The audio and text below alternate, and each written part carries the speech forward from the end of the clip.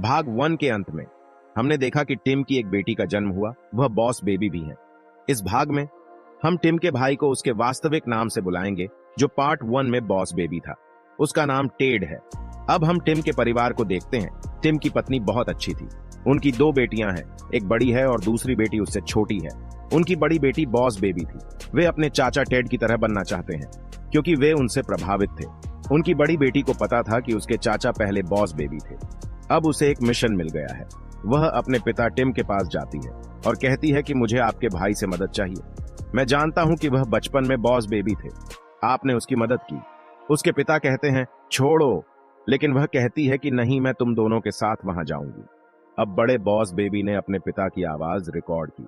वह अपने चाचा को एक वॉइस नोट भेजती है जो बॉस बेबी था। अब वह अपने पिता की आवाज का उपयोग करते हुए एक सामान्य इंसान है। यह सुनने के बाद टेड उनके घर आता है। उसे देखकर टिम खुश हो जाता है। टेड कहता है कि मुझे आपका वॉइस नोट मिला और आपने मुझे बुलाया, लेकिन टिम कहते हैं कि नहीं, मुझे पता है कि आपकी दिनचर्या कितनी व्यस्त है। यह बच्चों को अवश्य करना चाहिए। तीनों रसोई में थे।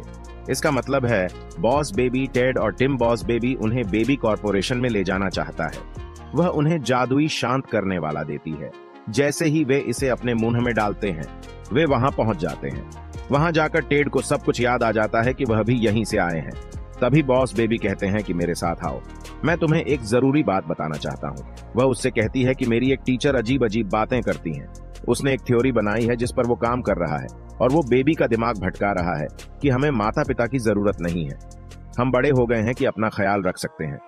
टिम को याद आया कि उसकी छोटी बेटी उससे प्यार क्यों नहीं करती। पहले उसे उसके बिना नींद नहीं आती थी।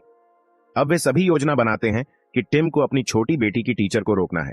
बॉस बेबी उनसे कहते हैं कि उन्हें उस टीचर पर नजर रखनी होगी, इसके बाद हम कुछ कर सकते हैं। उनका कहना है कि हम फिर से बच्चे कैसे बन सकते हैं, क्योंकि क्लास में बड़ों को आने की इजाजत नहीं है अगर हम टिम की छोटी बेटी की उम्र के हो जाएंगे, ताकि हम उसकी कक्षा में प्रवेश कर सकें और उसके शिक्षक की जासूसी कर सकें।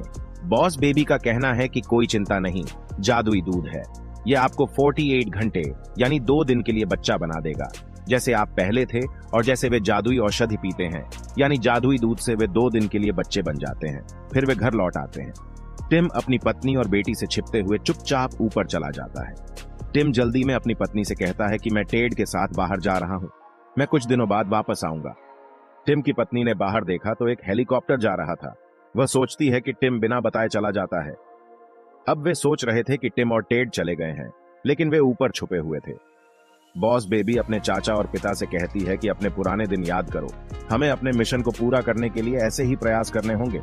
उन्होंने योजना बनाई कि सुबह वे बॉस बेबी की छोटी बहन के स्कूल जाएंगे, लेकिन वे सुबह देर से उठते हैं। वे बस नहीं पकड़ सके। वे एक खिलौना घोड़ा पकड़ते हैं और उस पर बैठकर स्कूल जाते हैं। रास्ते में वे सामान तोड़ देते हैं और पुलिस भी उनका पीछा कर रही थी। ये बच्चे क्या कर रहे हैं? वे नहीं जानते कि वे बच्चे नहीं हैं।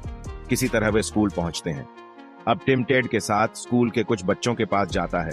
वह उसे उनके साथ रहने के लिए कहता है और 11:30 बजे हम फिर मिलेंगे। मैं अपनी बेटी की क्लास में जा रहा हूं। जब टिम अपनी बेटी की क्लास में जाता है तो सभी छात्र उसे चिढ़ाने लगते हैं कि आप यहां नए हैं। टिम चिंतित हो जाता है, लेकिन तभी उसकी बेटी उसे सीट दे देती है कि तुम नए स्टूडेंट हो, इसलिए मेरी सीट पर बैठो। टिम को अच्छा लगता है कि उनकी बेटी का दिल अच्छा है। फिर शुरू होती है उसकी टीचर की क्लास। यह कंप्यूटर पर चल रहा था। वह ऑनलाइन क्लास ले रहा था। उस कक्षा में सब कुछ उन्नत था। अध्यापक प्रश्न पूछ रहे थे। टिम की छोटी बेटी अच्छे से जवाब दे रही थी। इससे टिम खुश था। दूसरी ओर हम टेड को देखते हैं। वह बच्चों के साथ फंसा हुआ था। वे एक खेल के कमरे में थे। अब टिम टेड के साथ नहीं था, इसलिए टेड दूसरों से कहता है कि क्या हम इस कमरे से बाहर जा सकते हैं। लेकिन वे बच्चे थे। वे टेड की तरह नहीं सोच सकते। वे उसकी मदद नहीं कर सके। टेड अपनी मदद स्वयं करने के बारे में सोचता है। उसे दरवाजे के ऊपर एक खिड़की दिखाई देती है, लेकिन कैमरे थे। टेड उन कैमरों को एक एक करके कवर करता है। इसके बाद वह खिलौनों और सभी चीजों को जोड़ते हुए एक सीढ़ी बनाता है। उस सीढ़ी पर चढ़ते समय वह खिड़की से बाहर निकलने ही वाला था, लेकिन सीढ़ी टूट जाती है। अब टेड बाहर कैसे जाएगा? दूसरी तरफ टिम देखता है कि सुबह के 11:30 बज चुके हैं, जिसका मतलब है कि उन्हें कब मिलना है। वह कहता है कि मैं वॉशरूम जाना चाहता हूं, लेकिन वह देखता है कि वॉशरूम उसकी क्लास में है। फिर वह वहां शरारती हरकतें करने लगता है। वह यह सोचकर अजीब हरकतें करने लगता है कि वे उसे क्लास से बाहर निकाल देंगे। उन्होंने उसे कक्षा से बाहर निकाल दिया। लेकिन वह दूसरी जगह थी। दूसरी तरफ टेड किसी तरह प्रिंसिपल ऑफिस पहुंचता है, ये सोचते हुए कि टिम उससे यहीं मिलेंगे। जैसे ही वह प्रिंसिपल ऑफिस के अंदर गया तो टीचर अंदर बैठी हुई थी। वह बुरी योजनाएं बना रहा था। टेड को देखने के बाद शिक्षक टेड का स्वागत करते हैं। वह कहता है कि आओ, मैं तुम्हारा ही इंतजार कर रहा था। दरअसल मैंने आपकी गतिविधियां कैमरे पर देखी हैं। तुम एक बुद्धिमान बच्चे हो, मैं जानता हूं कि आप एक शिशु निगम से आते हैं। वह खुश हो जाता है और खुद को दिखाता है कि देखो, मैं भी बच्चा हूं। मैंने अपने कॉस्ट्यूम में एक सीढ़ी लगा रखी है जिससे मैं छोटी दिखती हूँ। टेड खुश था कि अब मुझे उसके बारे में सब कुछ पता चल जाएगा। उस शिक्षक की मेज पर कुछ मिठाइयां थीं, लेकिन टेड के हाथ का वह उपकरण जिससे बॉस बेबी उनकी बातें सुन रहा था, उपकरण उस कैंडी बार में गिर जाता है। शिक्षक सोचता है कि यह कैंडी है और उसे खा लेता है। वह उपकरण खराब हो जाता है। इसके बाद बॉस बेबी को कुछ सुनाई नहीं देता। शिक्षक टेड से कहता है कि एक बैठक है और तुम्हें उसमें भाग लेना है। जब टेड बैठक स्थल पर जाता है तो कई निंजा बच्चे वहां आते हैं। उनके पास अलग अलग हथियार हैं। वे उन हथियारों से टेड पर हमला करते हैं। टेड दौड़ना शुरू करता है। इस बीच शिक्षक आता है और टेड को बचाता है। वह टेड के लिए आइसक्रीम खरीदता है। वह उसे उस स्थान पर ले जाता है जहां उसने कई शिशुओं को प्रशिक्षित किया है। वह उससे कहता है कि मुझे इससे प्रसिद्धि मिल रही है, इसका मतलब है कि मैं प्रसिद्ध हो रहा हूं। दूसरी तरफ हम देखते हैं कि जब टिम की मां अपनी बेटी को लेने आती है, वह अपनी मां से कहती है कि मां, वह हमारी कक्षा में नया है, क्या वह हमारे साथ आ सकता है? टिम की पत्नी उसे अपनी बेटी का दोस्त मानते हुए उसे अपने घर ले जाती है। टिम उसे यह भी दिखा रहा था कि वह एक नया छात्र है। वह उससे कहता है कि मैंने तुम्हें क्लास में देखा है कि छात्र तुम्हें चिढ़ाते हैं कि आप अच्छी नहीं गाती, क्या तुम्हारे लिए गाना जरूरी है?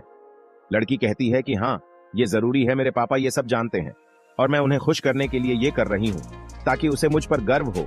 ये सुनकर टिम खुश हो जाता है। फिर यहाँ एक अजीब घटना घटती है जिससे टिम को खतरा हो सकता है। टिम के माता पिता वहां पहुंचे। वे अब बूढ़े हो गए थे। वे अपनी पोती से मिलने आए थे। इधर टिम ने चश्मा पहन रखा था। बचपन में वह इन्हें नहीं पहनता। उनके माता पिता की नजरें कमजोर थीं। उन्होंने उसे नहीं पहचाना।